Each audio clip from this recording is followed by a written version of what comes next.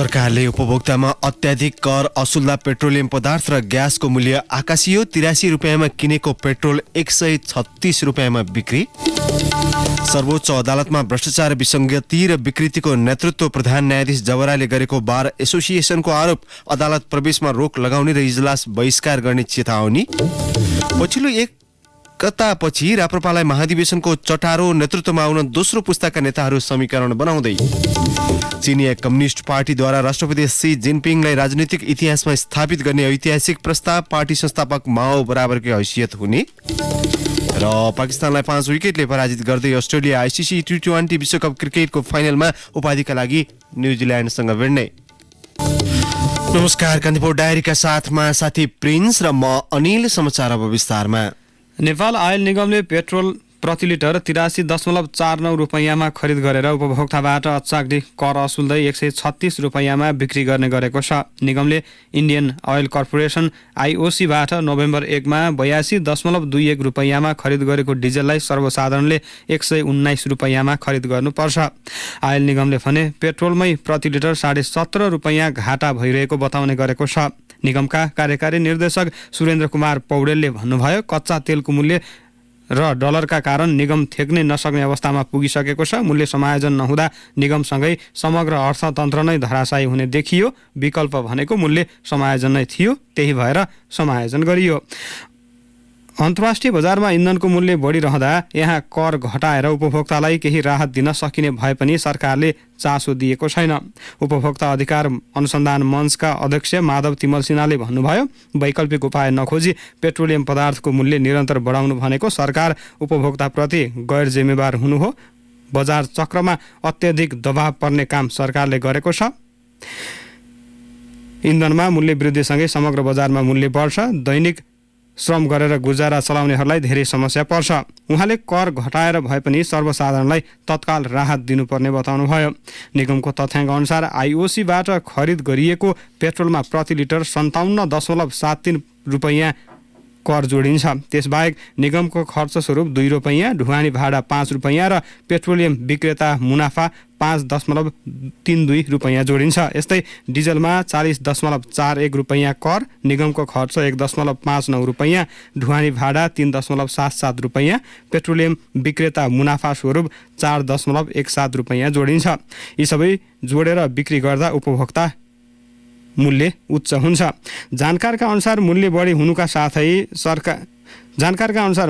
हुनुमा सरकारकै कर प्रमुख कारण हो। दोस्रो, अन्तर्राष्ट्रिय बजारमा भइरहेको मूल्य वृद्धि र डलरको भाव हो।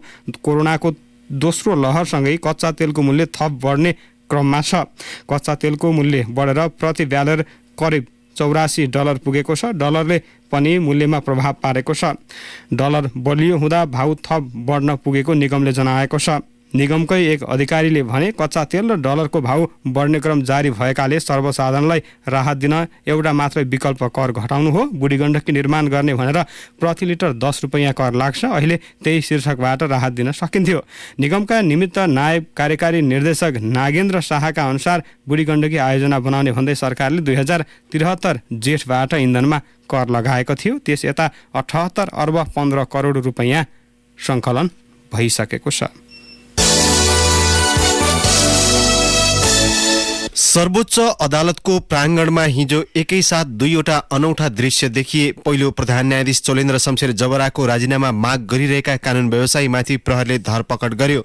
दोस्रो, कानून व्यवसायीहरूको सम्भवतः पहिलोपटक मुलुकको प्रधान न्यायाधीशमाथि भ्रष्टाचारको आरोप लगाउँदै सर्वोच्च परिसरमै नारा लाग्यो, भ्रष्ट प्रधान न्यायाधीश राजीनामा देऊ। प्रहरी दमनपछि बसेको बार एसोसिएसनको कार्यसमिति बैठकले प्रधान न्यायाधीश जवरालाई भ्रष्टाचारी ठहर गर्यो। बैठकपछि महासचिव लीलामणि पौडेलले जारी गरेको विज्ञप्तिमा प्रधान न्यायाधीश जवरालाई न्यायपालिका माथिको विकृति, विसङ्गति, बिचौलिया र भ्रष्टाचारको पृष्ठपोषक भनिएको छ। पूर्व प्रधान न्यायाधीश, पूर्व न्यायाधीशको विश्वास गुमाएका सहकर्मी, न्यायाधीशको अवज्ञा र बारको प्रतिरोध सामना गरिरहेका जवराको न्यायिक पृष्ठभूमि भने विवादास्पद छ। 2062 को माघदेखि 2065 असोजसम्ममा 2 वर्ष 7 महिना विशेष अदालतमा कार्यरत रहँदा उहाँले भ्रष्टाचार आरोपी 36 जनाको मुद्दा फैसला गर्नुभएको थियो, जसमा 35 मुद्दामा उन्मुक्ति दिएर 1 जनालाई दण्डित गर्ने फैसला भएको थियो।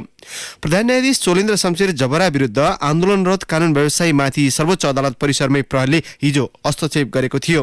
नेपाल बार एसोसिएसनको भवनबाट सर्वोच्च अदालतको प्राङ्गणमा पुगेर कानुन व्यवसायीले विरोध कार्यक्रम गर्न लाग्दा प्रहरीले बल प्रयोग गरेको हो। प्रधान न्यायाधीश जबराको राजीनामा माग गर्दै 3 सातादेखि आन्दोलन गर्दै आएको बारले हिजो सर्वोच्च अदालत प्राङ्गणमै विरोधका कार्यक्रम तय गरेको थियो।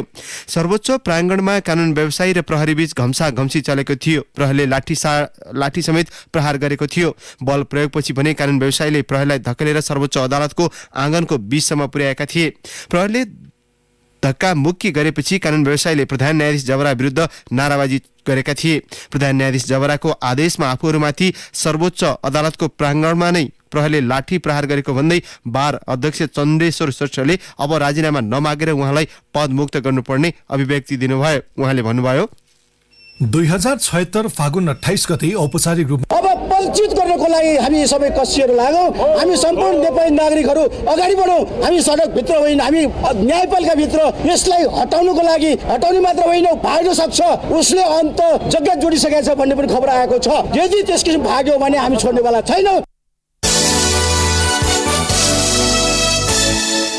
राष्ट्रिय जनगणनाको मुख्य प्रश्नावलीको व्यक्तिगत खण्डमा सोधिने पुर्खाको भाषा र मातृभाषा खण्डमा त्रुटि फेला परेको छ। जनगणना 2068 अनुसार मुलुकभर 123 भाषा छन्। ती भाषालाई कोड नम्बरका आधारमा पहिचान गरिएका छन्। कोड नम्बर 43 मा वाम्बुले भाषा रहेको छ। तर जनगणना 2078 का निम्ति तयार पारिएको सो कोडमा याम्बुले उल्लेख गरिएपछि अन्यल भएको छ। काठमाडौँको टोखा नगरपालिकाको धापासीबाट आफ्नो गणना गराएका चितन वाम्बुले राईले भने, हामीले पुर्खाको भाषा र मातृभाषा वाम्बुले हो भनेर बताउँदा गणकले त्यो छैन भन्यो। उसले कि याम्बुले लेख नत्र अन्यमा लेख्ने भनेपछि अन्यलमा पर्यो। विभागका निर्देशक डुण्डीराज लामिछानेले प्रश्नावलीमा त्रुटि भएको स्वीकार्दै त्यसलाई सच्याउन सम्भव नभएको बताउनुभयो। प्रवक्ता समेत रहेका लामिछानेले भन्नुभयो, लाखौँ थान प्रश्नावली छापिएर जनगणना हुँदैछ, तत्काल त्रुटि सच्याउन सम्भव छैन। त्यसैले सम्बन्धित भाषिक समुदायले अहिले कोड नम्बर 43 मा उल्लेख याम्बुले नै टिपाउनुहोस्। डाटा प्रविष्टमा बेला त्यसलाई सच्याइनेछ। राई जाति अन्तर्गत 26 वटा भाषा छन्। वाम्बुले भाषा ओखलढुङ्गा, खोटाङ, सिन्धुली, उदयपुर, सुनसरी, काठमाडौँ, ललितपुर लगायत जिल्लामा बोलिन्छ। निर्वाचन आयोगले राजनीतिक दलको विधानमा एक रूपता ल्याउन सबै राजनीतिक दललाई विधानको ढाँचा पठाएर सुझाव मागेको छ। दलहरूको फरक फरक ढाँचामा विधान हुँदा व्यवस्थापन गर्न समस्या भएपछि आयोगले एक रूपता ल्याउन खोजेको हो। 19 परिच्छेदमा 88 वटा विषय अनिवार्य समेट्नुपर्ने गरी 22 पृष्ठको विधान ढाँचाको मस्यौदा तयार गरेर दलहरूलाई सुझावका लागि पठाइएको आयोगले जनाएको छ।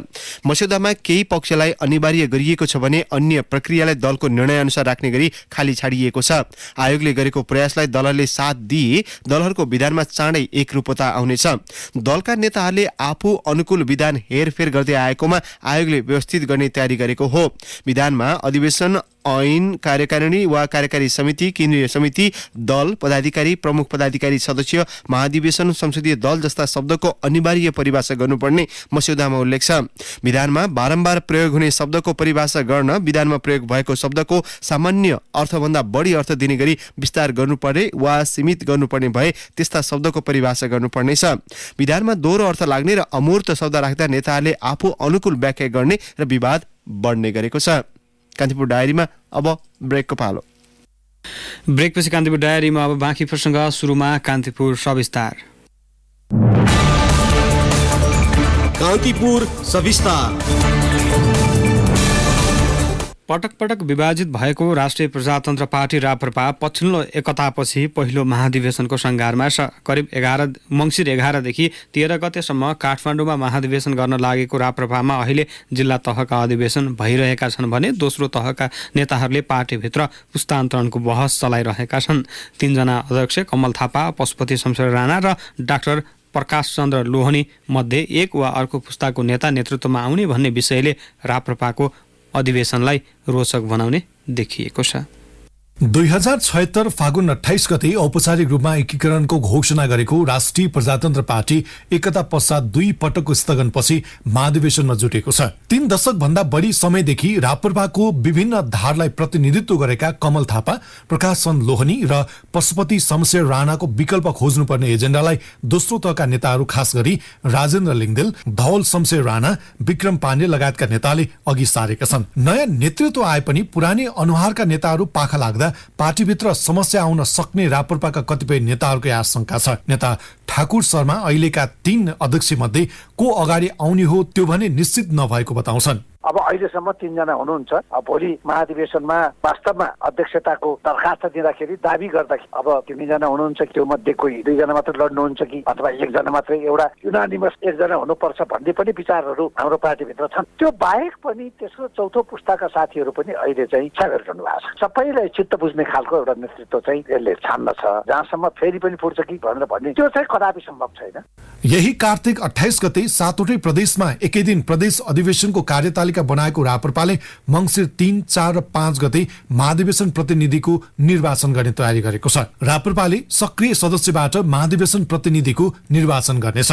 यो अवस्थामा राप्रपाभित्र पहिलो र दोस्रो पुस्ता बीच राम्रै प्रतिस्पर्धा हुने देखिन्छ। नेता मोहन श्रेष्ठ पहिलो र दोस्रो पुस्ताले एकअर्कालाई निश्चित नगरी अघि बढ्नुपर्ने धारणा राख्छन्। पहिलो पुस्ता र दोस्रो पुस्ताको बीचमा सामञ्जस्यता कायम गरेर व्यक्ति समूहलाई निषेध नगरिकन जाने नेतृत्व हुनुपर्छ भन्ने, किनभने हाम्रा लडाई बाँकी नै छन्। हामी हिन्दू राष्ट्र संस्था पुनर्स्थापनाको अब आन्दोलनमा उभिने तयारीमा छौँ। फुटेर होइन, जुटेर एकताबद्ध भएर जानुपर्छ भन्ने चाहिँ हाम्रो साझा दृष्टिकोण छ। राप्रपा भित्रको इतिहास हेर्ने हो भने यसअघि नेतृत्वकै लागि पटक पटक विभाजन भएको छ। 2076 फागुनमा एकता गर्दा पनि नेतृत्वको विषयमा विवाद भएपछि 3 जना अध्यक्षको व्यवस्था राखेर महाधिवेशनसम्म संयुक्त रूपमा पार्टी सञ्चालन गर्ने सहमति बनेको थियो। दोस्रो पुस्ताकै नेताहरू पनि नेतृत्वमा आउने विषयमा एकमत भने देखिँदैनन्। त्यसैलाई संकेत गर्दै नेता श्याम तिमिल सिन्हा पुरानो नेतृत्वलाई उचित स्थान दिँदै चुनौतीको सामना गर्न सक्ने नेतृत्व चयन गर्नुपर्ने तर्क राख्छन्। र विगतका कमी कमजोरीलाई सच्याउनको निमित्त विगतका त्रुटिहरूले पार्टीलाई कमजोर बनाएको अवस्था चाहिँ विद्यमान रहेको हुँदा यो विषयलाई पनि व्यापक छलफल हुन्छ यसपालि पार्टीमा। त्यो अर्थ चाहिँ विगतमा गल्ती गर्ने मान्छेहरू पार्टीमा पाखा लाउने भन्दा पनि उहाँहरूलाई पनि सँगै राखेर उहाँहरूलाई पनि पार्टीमा एउटा इज्जत र प्रतिष्ठा दिएर त्यो चुनौतीको सामना गर्न सक्ने नेतृत्व र टिम चाहिँ हाम्रो पार्टीमा बन्छ। राप्रपाको नेतृत्वका लागि अहिले प्रभावशाली मानेका राजेन्द्र लिङ्गदेल, धवल शमशेर राणा मिलेर चुनाव लड्ने तयारीमा जुटेका छन्, जसले गर्दा महाधिवेशनलाई रोचक बनाउने ठानिएको छ। पार्टीको राष्ट्रिय एजेन्डालाई अझ सशक्त बनाउन शीर्ष नेताहरू मिल्दा सहज हुने युवा नेताहरूलाई पनि लागेको छ। नेता पुष्पराज पुरुष भन्छन्, हिन्दुत्वको एजेन्डा, देशभक्तिको एजेन्डा र राप्रपा नेपालको क्रेज बढाउने नेतामा अहिले उम्मेद्वार भनेको राजेन्द्र लिङ्गदेन, धवल शमशेर, कमल थापा 3 जना नेताहरूको हो। पशुपति शमशेर के अरे डाक्टर लोहनी पनि अब उम्मेद्वार अहिलेदेखि अध्यक्ष भए हुनाले उहाँहरूले पनि कोसिस गरिरहनु भएको छ। तर हामी अब धार्मिक क्षेत्र लगायत सबैको चाहिँ कुरा के छ भने तपाईँहरू 5 जना बसेर एउटा लोकप्रिय नेता दिनुहोस् जसको कारणले भोट नबाँडियोस्, सङ्गठन नटुटोस्, एक्लै अर्कालाई आरोप नलागुन्, कार्यकर्ता नभाँडिउन्। जति सक्दो एकता देखाएर कसको नेतृत्वमा पार्टी स्ट्रङ हुन्छ त्यो अनुसार चाहिँ 5-7 जना जो अहिले उम्मेद्वार हुनुहुन्छ तपाईँहरू बसेर निर्णय गर्नुहोस् भन्ने हामीले भनिरहेको छ। अब उम्मेदवारी डिक्लेयर भइसकेको छैन नेताहरूको, 4-5 गतेपछि उम्मेदवारी डिक्लेयर हुन्छ, त्यो पछि ध्रुवीकरण हुँदै जान्छ। अघिल्लो निर्वाचनबाट राष्ट्रिय पार्टी समेत बन्न नसकेको राप्रपालाई अब फेरि बलियो राजनीतिक शक्ति बनाउनु पर्ने दायित्व भावी नेतृत्वले लिनुपर्ने चुनौती रहेको राप्रपाका नेताहरूको बुझाइ छ। राजतन्त्र र हिन्दू राष्ट्रको एजेन्डा उठाइरहेको पार्टीले गणतान्त्रिक मुलुकमा आफ्नो उपादेयता पुष्टि गर्न ठूलै सङ्घर्ष गर्नुपर्ने देखिन्छ। त्यो भन्दा पहिला चाहिँ दशकौंको राजनीतिक विरासत बोकेका नेताहरूको व्यवस्थापन गर्नुपर्ने दबाव राप्रपालाई परेको बताइन्छ। रेडियो कान्तिपुरका लागि सन्तोष गन्धर्व। कान्तिपुर सविस्तार।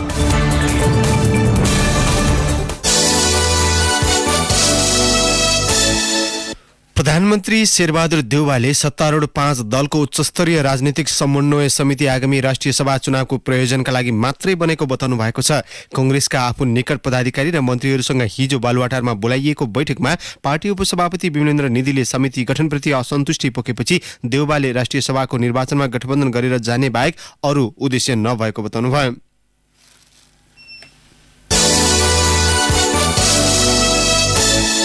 स्वास्थ्य तथा जनसङ्ख्या मन्त्रालयले सोमबार मन्त्री स्तरीय निर्णय गरी कर्णाली स्वास्थ्य विज्ञान प्रतिष्ठानका उपकुलपति डाक्टर मङ्गल रावल र उहाँको सिफारिसमा नियुक्ति भएका पदाधिकारीलाई काममा रोक लगाइएपछि जुम्लामा एमबीबीएसको पढाइ अन्योलमा परेको छ। पदाधिकारीलाई काममा रोक लगाइएपछि एमबीबीएस बीएमएस लगायतका शैक्षिक कार्यक्रम अवरुद्ध हुने देखिएको छ। प्रतिष्ठानले एक साताभित्रै एमबीबीएस कक्षा सञ्चालनको तयारी थालेको थियो। कान्तिपुर डायरीमा पुनः ब्रेकको पालो। कान्तिपुर डायरीमा अब आर्थिक प्रसङ्ग। केही दिन यता वित्तीय प्रणालीमा तरलता अभाव चरम बन्दै गएको छ। यो अवधिमा नेपाल आयल निगम एनओसीले इन्डियन ऑयल कर्पोरेसन आईओसीलाई 14 अर्ब रुपियाँ भुक्तानी गरेपछि थप तरलता सङ्कट भएको जानकारीहरू बताउँछन्। केही महिना यता तरलता अभावको मार खेपिरहेको वित्तीय प्रणालीबाट आयल निगमले एकैपटक ठूलो रकम झिकेपछि तरलता अभाव बढेको उनीहरूको तर्क छ। तेलको रकम भुक्तानी गर्न निगमले गत साउन यता बैंकमा रहेको मुद्दती निक्षेपबाट 10 अर्ब रुपियाँ झिकिसकेको छ। जलविद्युत आयोजनाको उत्पादनमा मात्र केन्द्रित निजी क्षेत्रले विद्युत व्यापारका लागि सरकारसँग अनुमति मागेको छ। नेपाल विद्युत प्राधिकरणको सहायक कम्पनीका रूपमा नेपाल विद्युत व्यापार कम्पनी, स्वतन्त्र ऊर्जा उत्पादकहरूको संस्था इप्पान र नेपाल इन्फ्रास्ट्रक्चर बैंक निफ्राले विद्युत व्यापारका लागि स्वीकृति मागिरहेको ऊर्जा जलस्रोत तथा सिँचाइ मन्त्रालयले जनाएको छ। निजी क्षेत्रले आन्तरिक बजारमा मात्र नभए भारत र बङ्गलादेश लगायत क्षेत्रीय बजारमा समेत विद्युत बेच्न पाउने गरी अनुमति मागेका छन्। निजी क्षेत्रका विद्युत व्यापार कम्पनीलाई सरकारले स्वीकृति दिन चाहे पनि कानुन अभावमा निर्णय अड्किएको ऊर्जा मन्त्रालयका प्रवक्ता मधु प्रसाद भेटुवालले बताउनुभयो। कान्तिपुर डायरीमा अब अन्तर्राष्ट्रिय प्रसङ्ग। चिनिया कम्युनिस्ट पार्टीले राष्ट्रपति सी जिनपिङलाई राजनीतिक इतिहासमा स्थापित गर्ने गरी एक ऐतिहासिक प्रस्ताव पारित गरेको छ। पार्टीको 100 वर्ष लामो इतिहासको सारांशको रूपमा रहेको सो दस्तावेजमा पार्टीका महत्त्वपूर्ण उपलब्धिहरू र भावी दिशा सम्बोधन गरिएको छ। पार्टी स्थापनापछि यस्तो प्रस्ताव पारित भएको यो तेस्रो पटक हो। पहिलो पटक सन् 1945 मा माओ सेतुङ र दोस्रो पटक सन् 1981 मा देङ सियाओपिङले सो प्रस्ताव पारित गर्नुभएको थियो। चीनको सबैभन्दा महत्त्वपूर्ण राजनीतिक बैठकको 6औं पूर्ण सत्रबाट सो दस्तावेज पारित भएको हो। यस्तो प्रस्ताव पारित गराउने तेस्रो चिनिया नेताका रूपमा यो कदमले सीलाई पार्टीका संस्थापक माओ र उनका उत्तराधिकारी देङ बराबरीको हैसियत प्रदान गर्ने बताइएको छ। 4 दिनसम्म चलेको पार्टी बैठकमा 19औं केन्द्रीय कमिटिको पूर्ण र वैकल्पिक गरी 370 भन्दा बढी नेताहरू जम्मा भएका थिए। आगामी वर्ष हुने नेसनल कांग्रेस बैठक अघि नेताहरूको यो प्रमुख बैठक मानिएको छ। सन् 2018 मा चीनले राष्ट्रपतिका लागि 2 कार्यकालको व्यवस्था खारेज गर्दै सीलाई आजीवन शक्तिमा रहने बाटो खोलिदिएको थियो। कान्तिपुर डायरीमा अब खेल प्रसङ्ग। अस्ट्रेलियाले पाकिस्तानलाई 5 विकेटले पराजित गर्दै T20 विश्वकप क्रिकेटको फाइनल प्रवेश गरेको छ। अस्ट्रेलियन मार्कुस स्टोइनिस र म्याथ्यू बेडले 40 बलमा अभिजित 81 रनको साझेदारी गरेपछि अस्ट्रेलियाले सहज जित दर्ता गरेको हो। स्टोइनिसले 31 बलमा 40 र बेडले 17 बलमा 41 रन बनाएपछि अस्ट्रेलियाले 1 ओभर अगाडि नै 177 रन बनाउँदै विजय लक्ष्य पूरा गर्यो। पहिलो पटक 2020 विश्वकप जित्ने आशमा रहेको अस्ट्रेलियाले आइतबार हुने उपाधि भिडन्तमा न्युजिल्यान्डको सामना गर्नेछ। न्युजिल्यान्डले अघिल्लो दिन इङ्ल्यान्डको चुनौतीलाई 5 विकेटले पछ्याएको थियो। फाइनल पुगेका दुवै टोली नयाँ हुन्, जसले जिते पनि 2020 विश्वकपको पहिलो उपाधि हुनेछ।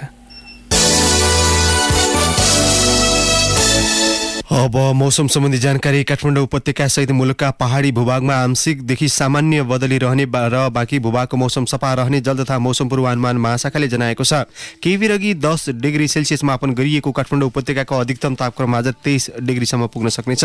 सूर्योदय बिहान 6:22 भयो भने सूर्यास्त भरे साँझ 5:13 हुनेछ। हवस् त, प्रसङ्गसहित कान्तिपुर डायरीको यो बुलेटिन अहिलेलाई यहीँ सकिन्छ। साथी प्रिन्स र म अनिल बिदा माग्छौँ। नमस्कार।